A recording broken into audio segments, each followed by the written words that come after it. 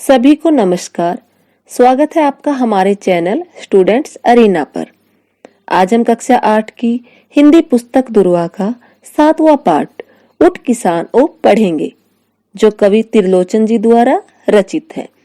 कवि त्रिलोचन को हिंदी साहित्य की प्रगतिशील काव्यधारा का प्रमुख हस्ताक्षर माना जाता है। वे आधुनिक हिंदी कविता की प्रगतिशील काव्यधारा के 3 स्तंभों में से एक थे। पत्रकारिता के क्षेत्र में भी वे खासे सक्रिय रहे हैं। वे हिंदी के अतिरिक्त अरबी और फारसी भाषाओं के निष्णात ज्ञाता माने जाते थे। उन्होंने गीत, कहानी, गजल और आलोचना से भी हिंदी साहित्य को काफी समृद्ध किया।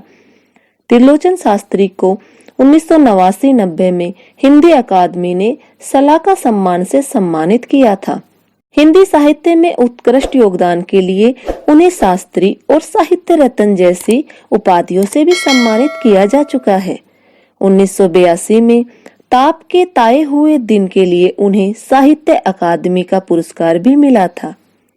वैसे तो उन्होंने गीत, गजल, सानेट, कुंडलिया, बरवे, छंद जैसे कविता को तमाम माध्यमों में लिखा, लेकिन सानेट के कारण वह ज्यादा जाने गए। वह आधुनिक हिंदी कविता में सानेट के जन्मदाता थे।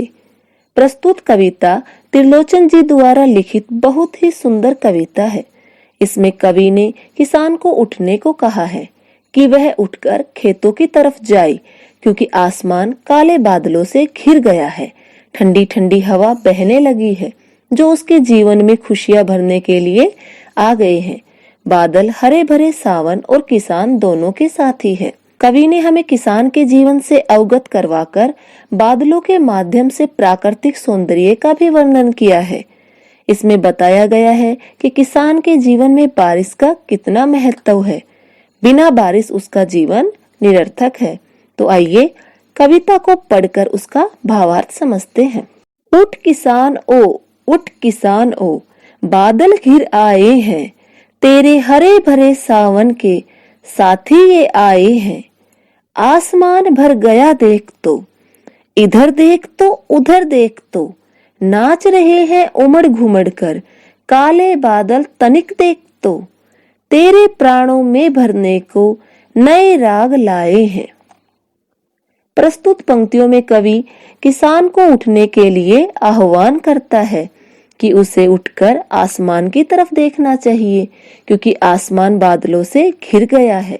उसके खेत को हरा भरा करने के लिए उसका साथी बादल बारिश लेकर आया है।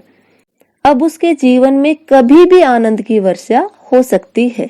कवि किसान को उत्साहित करते हुए कहते हैं कि ये भ्रमित बादल नहीं है, बल्कि पानी से भरे हुए बादल है, जो धरती की प्यास बुझाने के लिए बेचैन खड़े हैं।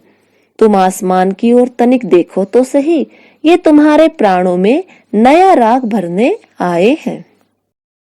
यह संदेशा लेकर आई, सरस मधुर शीतल पुरवाई, तेरे लिए, अकेले तेरे लिए, कहां से चलकर आई। फिर वे परदेसी पाहुन सुन, तेरे घर आए हैं। कवि कहते हैं कि ये जो शीतल पुरवाई चल रही है, यह पहाड़ों से चलकर सिर्फ तुम्हारे लिए आई है।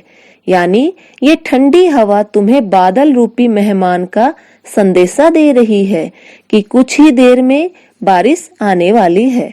तो तुम जल्दी से उस पाहुन रूपी बादल के स्वागत की तैयारी कर लो और खेतों में चले जाओ।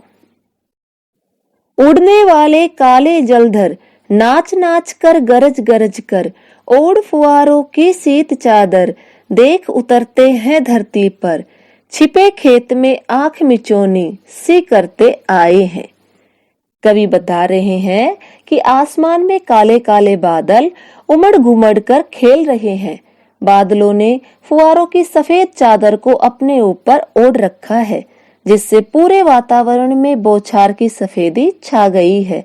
यह सब देखकर ऐसा प्रतीत होता है मानो बादल लुक्का छुपी का खेल खेल रहे हो। हरा खेत जब लहराएगा, हरी पताका फहराएगा, छिपा हुआ बादल तब उसमें रूप बदलकर मुस्कुराएगा, तेरे सपनों के ये मीठे गीत आज छाए हैं। बारिश के कारण खेतों में खड़ी फसल लहलाकर अपनी हरी पताका फहरा रही है, यानी अपनी खुशी को जाहिर कर रही है। किसान का मीठा सपना भी पूरा हो गया है। बादल भी वेश बदलकर किसान के खेत को देखने आते हैं और किसान की खुशी में मुस्कुराते हैं। कवि का तात्पर्य है कि किसान के मीठे गीत यानी उसके सपने साकार हो गए हैं। उसकी खुशहाली का राज उसकी फसल होती है। वह पूरे साल कड़ी मेहनत करता है और सही समय पर बारिश ना हो तो उसके सपने टूट जाते हैं, और अगर समय पर बादल बरस जाए तो उसकी खुशी का ठिकाना नहीं रहता है। अतः कवि किसान को उठने यानी खेतों में जाकर काम करने को कहते हैं। तो बच्चों, आपने जाना कि कविता में कवि किसान को उठकर खेतों में जाकर मेहनत करने को कह रहे हैं। बादल और पुरवाई के माध्यम से किसान अपने आप को आगे आने वाले समय के लिए प्रेरित कर रहा है, क्योंकि यह सब उसे आगे बढ़ने को कह रही है कि अब उसका सही समय आ चुका है। उसे उठकर मेहनत करनी है और अपने सपने पूरे करने हैं। तो आज के लिए इतना ही। अगले पाठ के साथ आपसे जल्द मिलते हैं। धन्यवाद।